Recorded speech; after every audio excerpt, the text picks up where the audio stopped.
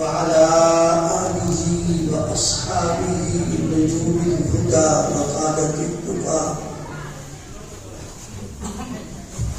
رب اشرح لي صدري ويسر لي أمري واحلل عقدة من لساني يفقهوا قولي أما بعد أعوذ بالله من الشيطان الرجيم بسم الله الرحمن الرحيم لا تحرك به لسانك لتعجل به إن علينا جمعه وقرآنه فإذا قرأناه فاتبع قرآنه ثم إن علينا بيانه صدق الله مولانا العظيم.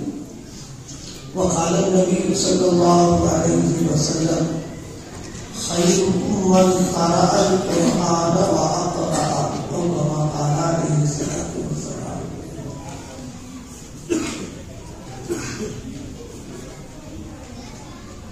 بزرگان محترم، میرے عزیز دوستوں اور ساتھیوں، آج کا یہ پروگرام مدرسہ رحمانیہ کے وہ عزیز طلبا جن کو اللہ پاک نے حفظ قرآن پاک کی دولت عطا فرمائی ہے، ان کی تکمیل کی نسبت سے ہو رہا ہے. ابھی آپ کے سامنے تکمیل حفظ کا عمل ہوا ہے. بڑے خوش نصیب ہیں ہمارے وہ بچے کو ہٹاؤ تو بولنا مشکل ہے، باتیں ہو گئی. بھائی آپ بڑے کو ذرا یہاں آ جاؤ، سامنے والے بڑے جو بیٹھے ہوئے ہو ادھر آ جاؤ، یہاں پہ پیچھے اٹھو نہیں، پیچھے ہٹ جاؤ. بچے سے ادھر آ جاؤ. ارے آ جاؤ، اتنی دیر کر رہے ہو، لوگ جلدی آؤ.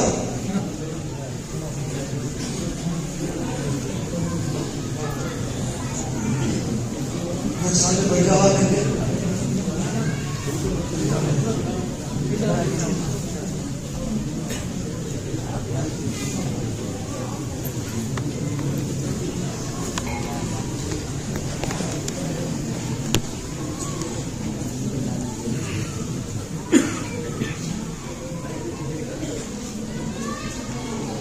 ہمارے وہ عزیز طلبا جن کو اللہ پاک نے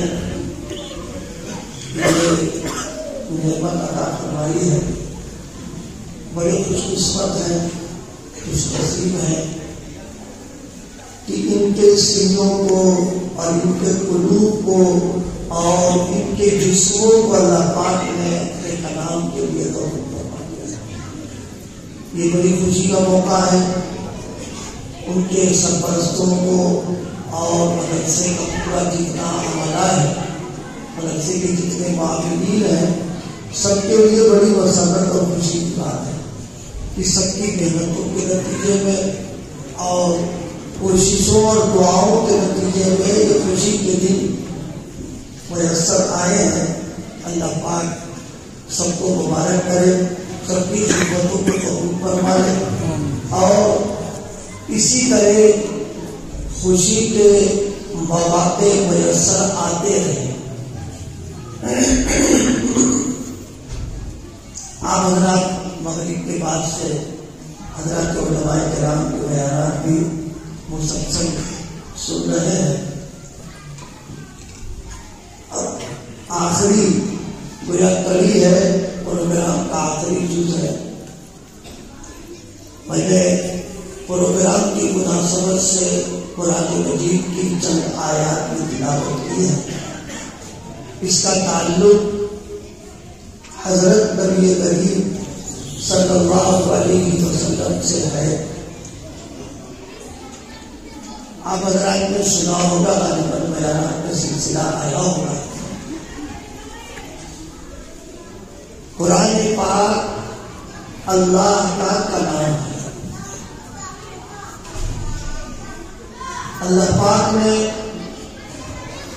اپنے اس کلام کو حضرت نبی کریم صلی اللہ علیہ وسلم پر اتارا ہے سیدنا حضرت جبریل علیہ السلام کے ذریعے۔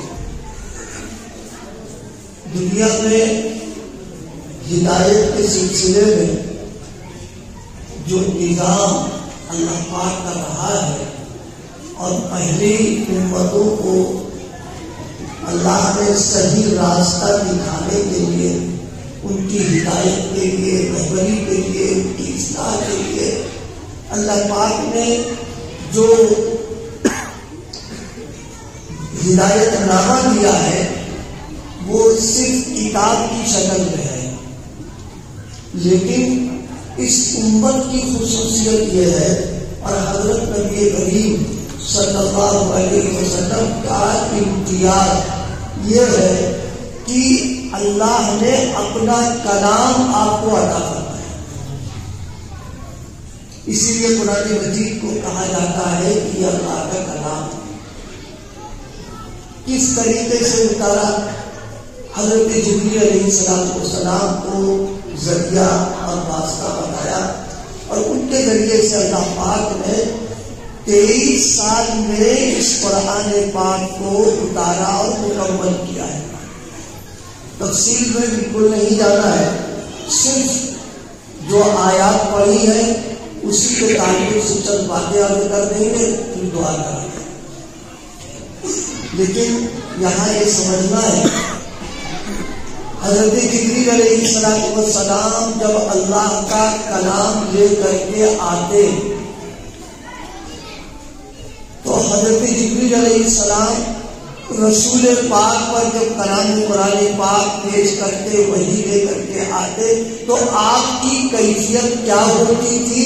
قرآن مجید کی ان آیات میں اس کو بیان کیا اور خود حضرت جبریل علیہ السلام اور جتنے فرشتے ہیں وہاں اللہ کی طرف سے جب احکامات اور کلام اللہ کا ہوتا، خود ان کا کیا حال ہو جاتا ہے؟ روایات میں موجود ہے اللہ کی طرف سے جب احکامات فرشتوں پر آتے تو فرشتوں کا حال یہ ہوتا کہ باری تعالیٰ کے کلام کی عظمت اور اس کا جلال، اس کا جمال، اس کو برداشت نہیں کر پاتے اور کیفیت یہ ہوتی کہ بے ہوشی والی کیفیت آ جاتی۔ جب ہوش آتا تو ہوش آنے کے بعد فرشتے پوچھتے ماذا قال ربک، قرآن نے بیان کیا کہ پروردگار نے کیا کہا، کیا حکم دیا، کیا پیغام دیا؟ تو حضرت جبریل علیہ السلام فرماتے قال اللہ پاک نے جو کچھ فرمایا وہ بالکل برحق فرمایا۔ اللہ کے کلام کی تجلی کو برداشت کرنا یہ تو ہم سن لیتے ہیں، کہہ لیتے ہیں اور ہم سب لوگ کتابوں میں پڑھ لیتے ہیں۔ واقعہ یہ ہے کہ باری تعالیٰ کے کلام کی تجلی کا کوئی تحمل نہیں کر سکتا اور میں اپنے دوستوں کو سمجھانے کے لیے عرض کروں، دیکھو ہم لوگوں کے یہاں یہ جو بجلی کا سسٹم ہے ہم سب جانتے ہیں بجلی ہر کوئی میں نہیں بنتی ہے، یہ کہیں اور سے بن کے آتی ہے۔ بجلی جب بنائی جاتی ہے تو اس کے اندر اتنی طاقت اور اتنا پاور ہوتا ہے، اگر اس کی سپلائی براہ راست کر دی جائے پورے علاقوں میں، شہروں میں، آبادیوں میں، تو جتنے ٹیوب لائٹ ہے، بلب ہے، اے سی ہے، جتنی چیزیں ہیں سب پھک جائیں جس کو برداشت نہیں کر سکتے۔ اس کے لیے طریقہ یہ کیا جاتا ہے کہ یہ پاور ہاؤس بنایا جاتا ہے، اس میں مشینیں ہوتی ہیں، ان مشینوں میں پہلے وہ بجلی آتی ہے اور آنے کے بعد پھر اس میں اعتدال پیدا کر دیا جاتا ہے اور اعتدال پیدا کرنے کے بعد پھر اس کی سپلائی ہوتی ہے۔ جب انسانوں کی بنائی ہوئی بجلی کے اندر اتنا پاور، اتنی طاقت ہے کہ کوئی اس کو برداشت نہیں کر پاتا اور تجربہ کرنے کے لیے آپ سنیں، کبھی کبھی ایک دم ایسا ہوتا ہے کہ لائٹ تیز ہو گئی اس لیے کہ پاور تھوڑا بڑھا تو جو پرانے بلب ہوتے ہیں کمزور ٹیوب ڈال ہوتی تو پھک جاتی ہے، اور مان لو فریج پھک گئی، معلومہ جناب اے سی بیکار ہو گیا، وہ ذرا سا پاور ہوا ایک دم بڑھ، اگر کہیں پوری سپلائی کر دی جائے سب ٹوٹتے رہ جائے، کوئی نہیں برداشت کر سکتا۔ جب ایک انسان کے بنائے ہوئے اس میں اتنا پاور، اتنی طاقت ہے کہ تحمل نہیں کر پاتی یہ سب چیزیں، تو اللہ کے کلام کی تجلی براہ راست اگر ہو جائے گی کسی میں طاقت نہیں اس میں تحمل نہیں۔ مجھے یاد آیا، بات لمبی ہو رہی ہے، قرآن مجید میں ایک موقع پر سیدنا حضرت موسیٰ علیہ السلام کی گفتگو نقل کی۔ ہر مہم کو خواہش ہوتی ہے اپنے محبوب کے قریب ہو جائے، اس کو دیکھیں، اس سے بات چیت کریں، اس سے ملاقات کرتے، یہ کتنی چیز ہوتی ہے۔ یاد رکھیے، سب سے زیادہ محبت اللہ کی پیغمبر کو ہوتی ہے، اور پھر اس کے ذریعے سے پوری امت کو وہ محبت ملتی ہے جو جتنا نبی کے طریقے پر چلنے والا ہوتا ہے۔ یہاں ایک بات خوب سمجھ لیجیے، اللہ کی محبت و معرفت ملنے کا کوئی راستہ نہیں ہے، صرف نبی کی اتباع اور اقتداء۔ جو جتنا زیادہ نبی کے طریقے پر ہوگا، اقرب الی السنہ ہوگا، وہ اقرب الی اللہ ہوگا۔ ظاہر جب نبی کے طریقے پر چلنے والا اللہ کا مقرب اور اللہ کی محبت دل میں آتی تو خود نبی کے دل میں اللہ کی کتنی محبت ہوتی، ڈائریکٹ محبت کا تعلق اس سے جڑا ہوتا ہے۔ اگر محبت ہے، دنیا کی سڑی گلی محبت میں عاشق دیوانہ ہوتا ہے، اس طرح ملاقات ہو جائے، کسی طرح مل جائے، بات چیت کر لے، کچھ تھوڑا سا قربت پیدا ہو جائے تو ظاہر ہے کہ نبی کے دل میں اللہ کی محبت ہے۔ اللہ سے درخواست کی، ربی ارینی، اللہ دیدار کرا دیجیے۔ دیکھ لیں آپ کو ہم حضرت موسیٰ علیہ السلام جلیل القدر نبی، صاحب شریعت ہے، صاحب کتاب ہے، اللہ پاک نے ان کو توریت عطا فرمائی، اللہ سے درخواست کر دی، ربی ارینی، اے اللہ زیارت کرا دیجیے۔ اللہ پاک نے فرمایا لن ترانی، مجھے تم دیکھ نہیں پاؤ، لیکن محبوب کی خواہش، یہاں ایک بات خوب سنیے، نبی کسی ایسی چیز کی درخواست نہیں کر سکتا ہے، نہ وہ کرے گا جو اللہ کی پسند و مرضی کے خلاف۔ نبی وہی مانگے گا جو اللہ کی پسند ہوگی، اللہ کی مرضی ہوگی۔ اس کا مطلب یہ ہے کہ جو درخواست کی ہے وہ اپنے طور پر نہیں تھی، اللہ کی طرف سے تھا کہ تم مانگو کہ اللہ اپنی زیارت ہم کو کرا دیجیے، لیکن فرمایا میری زیارت تم نہیں کرو، لیکن محبوب کی درخواست کی۔ اللہ نے فرمایا اچھا ایک بات ہے، وَلَٰكِنِ انظُرْ إِلَى الْجَبَلِ فَإِنِ اسْتَقَرَّ مَكَانَهُ فَسَوْفَ تَرَانِي۔ یا اچھا تمہیں درخواست کی ہے، یہ پہاڑ ہے، میں اس پر اپنی تجلی کر رہا ہوں۔ پہاڑ اللہ کی مخلوقات میں سب سے زیادہ وزنی، سب سے زیادہ بھاری، سب سے زیادہ مضبوط پہاڑ۔ ایک حدیث ہے، حضرت نبی کریم صلی اللہ علیہ وسلم نے ارشاد فرمایا، اللہ پاک نے جب زمین کو پیدا کیا، زمین ہل رہی ہے، جیسے کپڑا کھلی جگہ اگر پھیلا دیا جائے تو ہوا چلے گی، تو اس ہوا کی وجہ سے کپڑا ہلنے لگتا ہے۔ اللہ پاک نے ایسے زمین بنائی، زمین ہل رہی ہے، فرشتے دیکھ رہے تھے کہ عجیب مخلوق بنائی اللہ پاک نے اور یہ ہل بھی رہی، اور مقدر یہ تھا کہ اس کے اوپر ہم آباد کریں گے، اور سب حیرت میں تھے، جو چیز ہل رہی ہو اس پر کوئی چیز کیسے ٹک سکتی ہے؟ نہ اس پر مکان بن پائے گا، نہ اس پر بلڈنگ رہ پائے گی، نہ اس پر کوئی آدمی رہ سکتا، نہ کوئی کام ہو سکتا ہے. یہ نئی زمین اللہ پاک نے پہاڑ کو بنایا اور بنا کر کے زمین پر اس کو جما دیا، جیسے دیوار میں تین کو ٹھوک دیا جاتا ہے. اللہ پاک نے بالکل جب چڑھا دیا.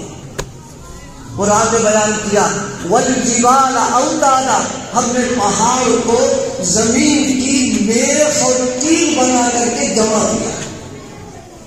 جب جمایا زمین ٹھہر گئی.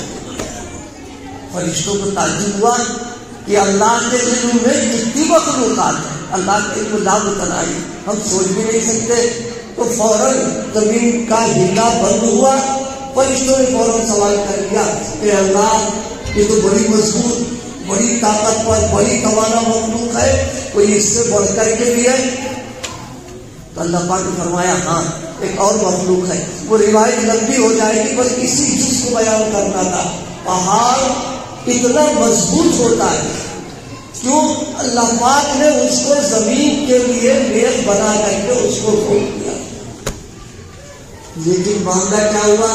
حضرت موسیٰ علیہ السلام نے فرمایا اس کو دیکھنا، میری تجلی اس پر ہوگی، اگر فَإِنِ اسْتَقَرَّ مَكَانَهُ فَسَوْفَ تَرَانِي، اگر یہ ٹھہر گیا تو تم دیکھ لینا. لیکن ظاہر ہے اللہ کی تجلی کا تحمل کوئی نہیں کر سکتا ہے. ادھر تجلی ہوئی، پہاڑ ریزے ریزے ہو گیا. حضرت موسیٰ علیہ السلام غشی و بے ہوش کھا کر گیا. میں نے کس پر عرض کیا؟ میں اس پر عرض کر رہا تھا اللہ کے کلام کی جو تجلی ہے، رسول پاک صلی اللہ علیہ وسلم کا قلب و جگر ہے کہ 23 سال تک اس تجلی کو برداشت کرتے ہیں. حضور یہ ایک بہت کام کی بات عرض کر رہا ہوں. اگر اللہ پاک رسول پاک کے قلب اطہر پر کلام کو اپنے نہ اتارتا تو ساری دنیا اس کلام کے اترنے پر سب ختم ہو جاتی. یہ قلب نبوی ہے کہ اس کا تحمل اس نے کر دیا. اس لیے نبی پاک کو اللہ پاک نے واسطہ بنایا. مجھے سمجھانے کے لیے ایک بات یاد آ گئی کہ کوئی سمجھ بہت آسانی سمجھ پا جائے گا. دیکھو بجلی کے تار کھلے ہوتے ہیں، اگر کوئی آدمی اس پہ ہاتھ لگا دے چپک جائے. اس کی گرمی، اس کی طاقت، اس کا کرنٹ ایسا لے گا جائے. لیکن وہی بجلی جب فریج میں آتی ہے تو ٹھنڈی ہو جاتی ہے. اب ٹھنڈی ہو جانے کے بعد اب اس میں آپ جس طرح چاہے کام کریں آپ کو کوئی نقصان نہیں. جس طرح بجلی فریج میں آنے کے بعد اب اس کی گرمی، اس کی حرارت، اس کا کرنٹ سب ٹھنڈک سے بدل گیا. اسی طریقے سے محمد رسول اللہ کو قلب اطہر پر قرآن جب آ گیا تو اب وہ ٹھنڈا ہو گیا اور امت کو دے دیا کہ آسانی کے ساتھ پڑھو اور استفادہ کرو. رسول پاک کا قلب ایسا ویسا نہیں ہے جی. رسول پاک کا قلب اور اس قلب کی طاقت، اس کی توانائی. حضرت صوفیہ نے ایک بات لکھی ہے، فرمایا نبی کی ایک سانس، صرف نبی کی ایک سانس قیامت تک جتنے اولیاء کرام آئیں گے ان کی ولایتیں رسول پاک کی ایک سانس کے برابر نہیں ہو سکتی. اللہ پاک نے اتنا دین کو بنایا.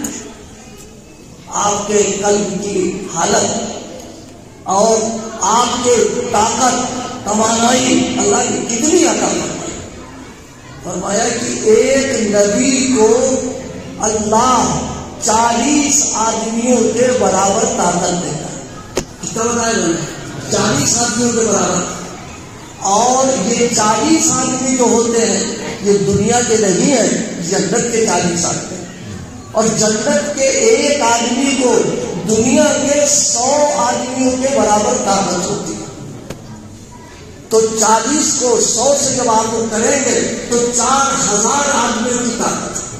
یہ اللہ کیوں دیتا ہے؟ تاکہ اس کے کلام کی اس کو برداشت کر سکے اور امت کو استفادہ کرنا آسان ہو جائے۔ بخاری شریف کی روایت ہے، ایک موقع پر حضرت نبی کریم صلی اللہ علیہ وسلم سے سوال کیا، کیف یأتیک الوحی، اے آقا یہ بتائیے آپ پر وحی کیسے آتی؟ تو آپ صلی اللہ علیہ وسلم نے اس کی کیفیت بیان کی۔ ایک موقع پر اس کیفیت کو بیان فرمایا، مثل سلسلۃ الجرس، جیسے گھنٹی اور اس کو آپ بجائیں، چاہے ہتھوڑی سے بجا دیں چاہے لکڑی سے کسی چیز سے بجائیں، بجانے کے بعد جب آپ ہتھوڑے پر گھنٹے پر مارنا چھوڑ دیں گے تو تھوڑی جھنجھناہٹ تھوڑی دیر آتی نہیں آتی؟ آقا فرماتے ہیں جب میرے پاس وحی آیا کرتی تھی تو بالکل گھنٹی کی آواز ہوتی تھی۔ اور ایک موقع پر فرمایا مثل سلسلۃ الصفوان، جیسے پتھر ہو اور اس پر زنجیر کے کھینچا جائے تو آواز آتی ہے۔ آقا فرماتے جب وحی آتی تو بالکل اس طریقے کی آواز آتی۔ صحابہ فرماتے جب آقا پر وحی آتی تو ایسا محسوس ہوتا تھا جیسے شہد کی مکھی بھڑبھڑاہٹ ہو رہی ہو، اس طریقے کی آواز سنائی پڑا کرتی تھی۔ رسول پاک فرماتے ہیں ہوا اشدہ علیہ، بہت میرے اوپر اتنی طاقت، اتنی قوت اور توانائی کے باوجود جب وحی مبارک آیا کرتی تھی، شدید سردیوں کے زمانے میں اماں جان حضرت عائشہ فرماتی ہے کہ پیشانی پر پسینہ آ جایا کرتا تھا۔ جب وحی کا نزول ہوتا تو اتنا بوجھ ہو جاتا کہ اونٹنی بھی آپ کے بوجھ کو برداشت نہیں کر پاتی تھی، وہ بیٹھ جاتی تھی۔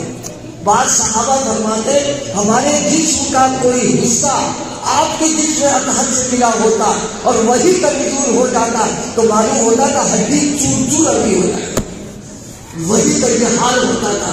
لیکن اللہ پاک کی مہربانی کہ آپ کے قلب مبارک کو ہمارے لیے فریق بنا دیا گیا تاکہ سارا معاملہ ختم ہو، اعتدال ہو جائے اور امت سے استفادہ کر سکے۔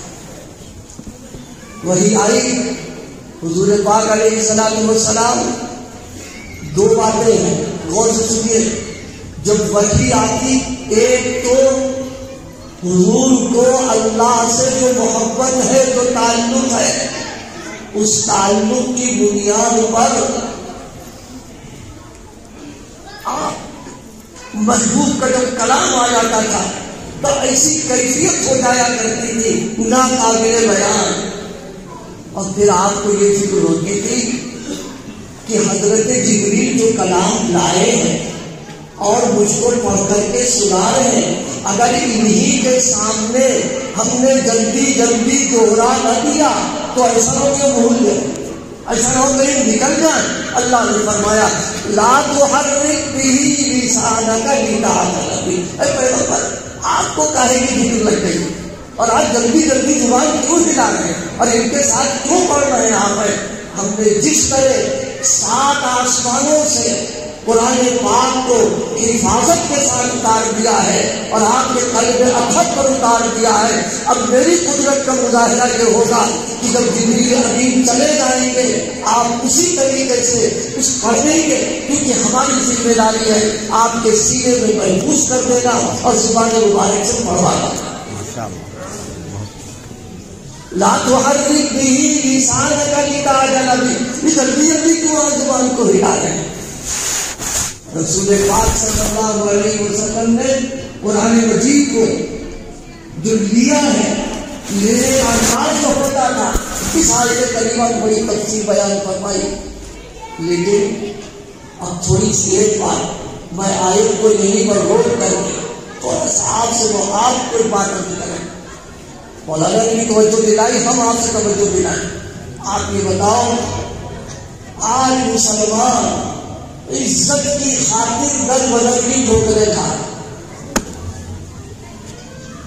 عزت کے لیے مسلمان نہ معلوم کون کون سی تدبیریں کر رہا ہے، کون کون سے راستے اختیار کر رہا ہے، کون کون سے طریقے اختیار کر رہا ہے، لیکن عزت کے بجائے ذلت بڑھتی چلی جائے۔ خوب ذہن میں رکھو، سنو، ہمارا ایمان، ہمارا عقیدہ یہ ہے کہ عزت و ذلت کا دینے والا اللہ۔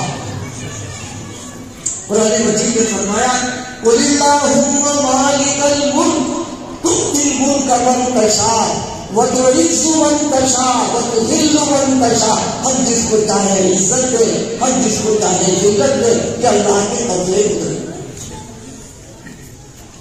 کچھ لوگ سمجھتے ہیں کہ عزت ہمارے اختیار میں، ہم بانٹیں گے، ذلت ہمارے اختیار میں ہے، ہم ذلت دے دیں گے۔ نہیں، ہمارا ایمان یہ ہے اللہ عزتوں کا دینے والا، ذلتوں کا دینے والا۔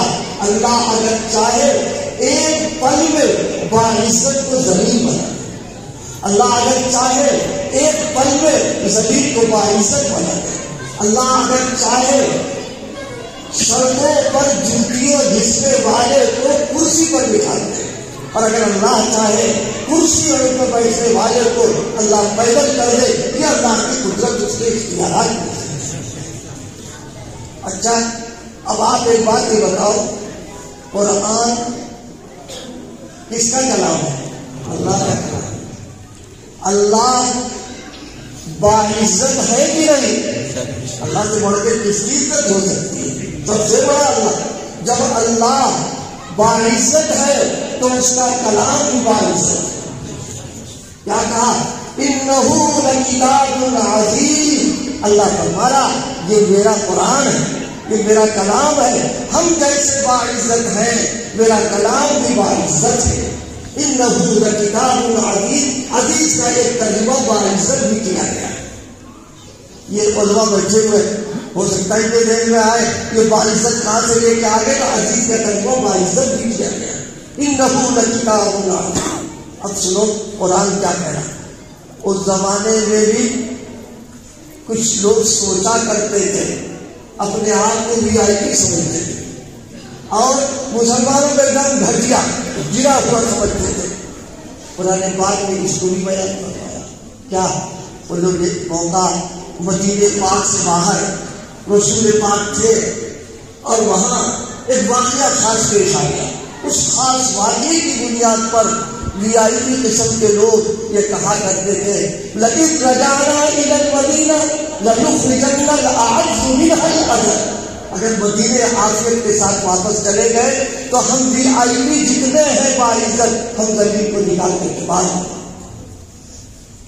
اللہ پاک نے کیا فرمایا؟ پیغمبر سے خطاب کر کے اللہ نے فرمایا وَلِلَّهِ الْعِزَّةُ وَلِرَسُولِهِ وَلِلْمُؤْمِنِينَ۔ اللہ نے فرمایا تمہارے پاس عزت ہے، تم اپنے آپ کو وی آئی پی سمجھ رہے ہو، تم دوسروں کو ذلیل کرنا چاہتے ہو۔ فرمایا نہیں، عزت تین لوگوں کے لیے، وَلِلَّهِ الْعِزَّةُ، فرمایا اللہ کے لیے عزت، وَلِرَسُولِهِ، اور پیغمبر کے لیے نبی اور رسول ہونے کی حیثیت سے عزت ہے، وَلِلْمُؤْمِنِينَ، اور جو اللہ کی وحدانیت کا قائل ہو، نبی کی نبوت کا قائل ہو، اس کی اتباع کرنے والا، وہ مومنین بھی باعزت ہے۔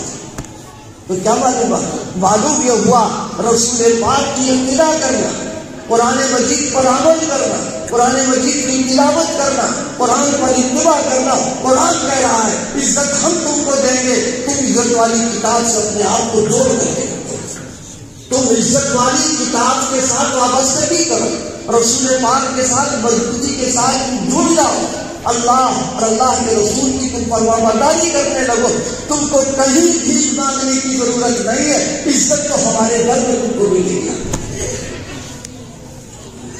لیکن آج ہمارا کیا ہے؟ اللہ پاک ہم سب کو صبر نصیب کرتا ہے۔ ہم آپ سے پوچھنا چاہتے ہیں، اتنا بڑا مجمع بیٹھا ہوا ہے، میں آپ کے صبح اپنے آپ کو شامل کر کے اس بڑے مجمع کے اندر کتنے لوگ ہیں جو یہ بتا دیں کہ ہمارے گھروں میں قرآن کی تلاوت ہو رہی ہے، ہم بھی تلاوت کرتے ہیں، ہماری بیوی تلاوت کرتی ہے، ہماری بہو بیٹیاں بچے ہماری تلاوت کرتے ہیں، اور روزانہ تلاوت کا ماحول ہوتا ہے۔ اللہ پاک نے کیا یہ زبان اس لیے دی تھی کہ اس زبان سے گانا گایا جائے گا؟ فلمی نغمے زبان سے نکلیں گے، گالی نکلے گی جس کو وجود ہوگا؟ کیا آنکھیں اللہ نے اس لیے دی تھی کہ اس پر موبائل کے اندر گندی گندی چیزوں کو دیکھا جائے گا؟ آج ہمارے معاشرے کے اندر قرآن ہمارے ہاتھوں میں ہونا چاہیے تھا، لیکن قرآن ہمارے ہاتھوں سے لے کر کے موبائل ہمارے ہاتھوں میں دے دیا گیا۔ آج یہ موبائل نے ہم کو دین سے دور کر دیا ہے، قرآن سے دور کیا ہے، سنتوں سے دور کر دیا ہے، لہذا عزت ہمارے پاس سے چلی گئی ہے۔ اگر عزت کو تلاش کرنا ہے تو پھر ہم کو سیاست سے بڑھانا پڑے گا۔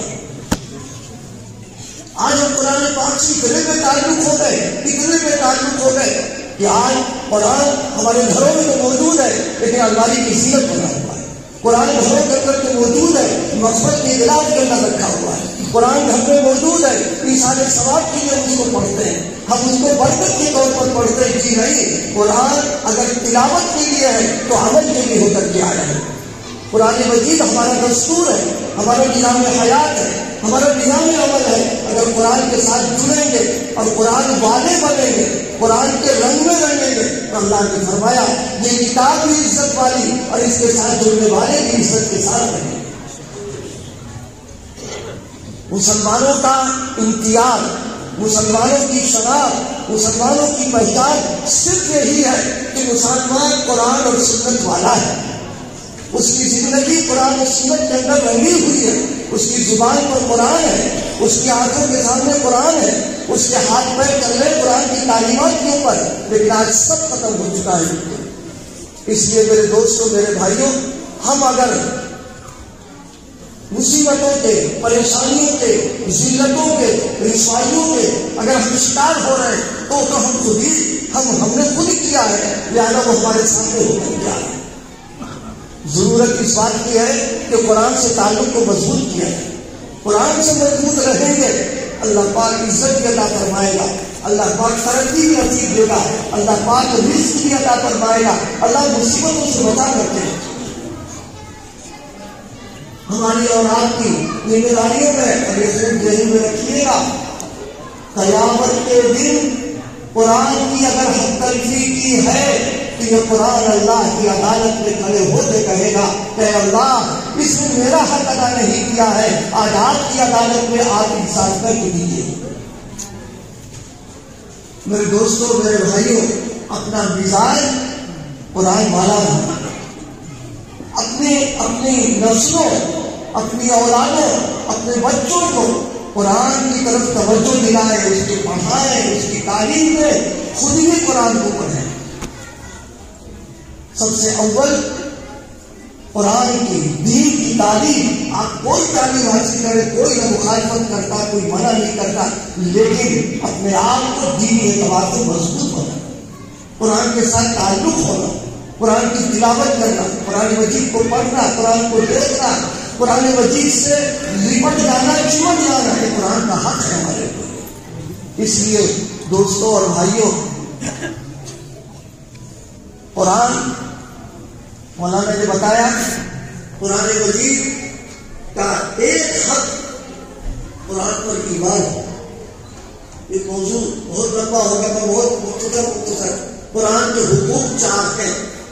قرآن پر ایمان ہونا، اس کا تقاضا ہے قرآن پر عمل کرنا، عمل کرنے کا تقاضا ہے قرآن کو سمجھنا، اور سمجھنے کا تقاضا ہے قرآن کو پڑھنا۔ یہ 4 حق ہے قرآن مجید کے، کہ ایمان بھی ہو، قرآن پر عمل بھی کرے، اور عمل جب ہوگا تو اس کو سمجھیں گے، اور سب سمجھیں گے جب کہ قرآن میں تلاوت ہے، اور سرے سے تلاوت ہے نہیں تو آگے کی باتیں ختم۔ آپ یہ بتائیے، اگر کوئی آدمی ہم سے کب پوچھ لے کھڑا ہو کر کے اس بٹی میں باہر جا کر کے کہ قرآن میں کیا لکھا ہو، قرآن کا کیا تقاضا ہے، قرآن کیا کہنا ہے، کیا ہم جواب دے پائیں گے؟ کچھ بھی جواب نہیں دیں گے، اس لیے کہ ہم نے کبھی اس کی کوشش ہی نہیں کی ہے۔ یہ سب غلطیاں قرآن کے ساتھ ہم کرتے ہیں۔ اللہ پاک ہم سب کو قرآن مجید کے حقوق کی ادائیگی کی توفیق عطا فرمائے۔ کافی قرآن مجید کی تلاوت ہم سب کریں، بغیر تلاوت کے کوئی گھر کا فرد نہ رہے۔ تلاوت کرنا ہے قرآن مجید کی، اسی کے ساتھ فجر کے بعد یاسین شریف کی تلاوت کیجیے. حضرت رسول پاک صلی اللہ علیہ وسلم نے ارشاد فرمایا فجر کے بعد قرآن کی اگر تلاوت کی جائے گی تو اس کی برکتوں سے دن بھر کے کام آسان، مشکلات کا حل، پریشانیاں دور. یاسین شریف کی تلاوت. مغرب کے بعد سورہ واقعہ کی تلاوت کیجیے. یہ رزق اور روزی کے سلسلے میں بہت مؤثر ہے. جو لوگ تلاوت کرتے ہیں اللہ پاک غیب سے روزی کا انتظام کرتا ہے. عشاء کے بعد سورہ ملک کی تلاوت کیجیے تاکہ مرنے کے بعد قبر میں جو عذاب ہے، قبر کی تنگی اور پریشانیاں، یہ نجات دلانے والی صورت ہے. اس کو سورہ منجیہ کہا جاتا ہے. اس کو مختلف اوقات کی میں نے بات کر چکی ہے، ورنہ روزانہ تلاوت ہونا چاہیے. اور یہ بہت بڑی نعمت ہے، بہت بڑی نعمت ہے. سے اس امت کو اللہ نے یہ نعمت دے رکھی ہے تلاوت پر. ہم بغیر تلاوت کے نہ رہیں. روزانہ کچھ نہ کچھ تلاوت کریں. جس طرح زمین والوں کے لیے آسمان میں چمکتے ہوئے ستارے، اسی طریقے سے تلاوت کرنے والے کا گھر فرشتوں کے لیے جگمگاتا ہے، چمکتا ہے. اور فرشتے آ کر کے گھیر لیتے ہیں اور فرشتے ترستے ہیں کہ ہم کو قرآن کی تلاوت کی توفیق مل جائے. فرشتوں کو یہ نعمت نہیں ملی. یہ نعمت اللہ پاک نے ہم سب کو عطا کی. اور اس نعمت کا ہم فائدہ نہ اٹھائے ہم سے بڑا محروم کون ہوگا. لہذا ہم تلاوت کا اہتمام کریں. جس وقت نماز میں تلاوت ہوتی ہے فرشتوں کا حال بڑا عجیب ہو جاتا ہے. روایات میں ہے پڑھنے والے کے منہ میں اپنا منہ لگا دیتے ہیں کہ خود تو تلاوت نہیں ہو پا رہی ہے تو کم سے کم اللہ کا روحانی کلام ہمارے اندر آ جائے. وہ تو اتنے طالب ہے اور ہم اتنے بے توجہی سے ہیں، نہ نماز پڑھتے ہیں نہ تلاوت کرتے ہیں. اس سے بڑی ضروری ہمارے لیے کیا ہو سکتی ہے. اس لیے بھائیوں دوستوں تلاوت کا اہتمام کریں. اور دوسری چیز نماز باجماعت کا اہتمام. 100% نماز کا عمل معاشرے میں زندہ ہو جانا چاہیے. مسجدوں میں پنوکتا وہ ماحول ہو جو جمعہ کی وبا میں ہوتا ہے. رمضان میں الوداع کی جب نماز ہوتی ہے جن کو بھیڑ ہو جاتی ہے بالکل نمازیوں سے پنوکتا اس کو بھرا رہنا چاہیے. ایک بزرگ نے فرمایا چند عمل